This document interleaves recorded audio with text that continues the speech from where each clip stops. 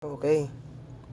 Ah, para sa mga nagtatanong kung paano i-play yung video dito sa mag-play ng video o kaya movie dito sa head unit ng Navara Calibre EL 2020.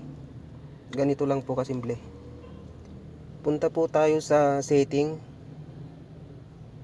Yan. Tapos video po. Tapos yung parking po. Ayan o, parking.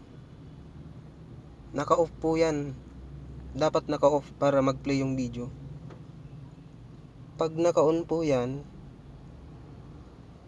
ayan, hindi magpi-play yung video. Kaya dapat naka-off yan. Ayan.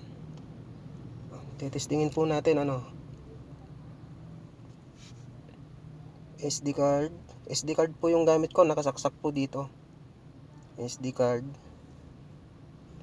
Tapos ayan. Video po, video.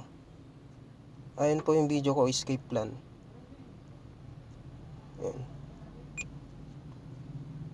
Ayan po. Ayan, nagpi-play na po. Ganun lang po kasimple.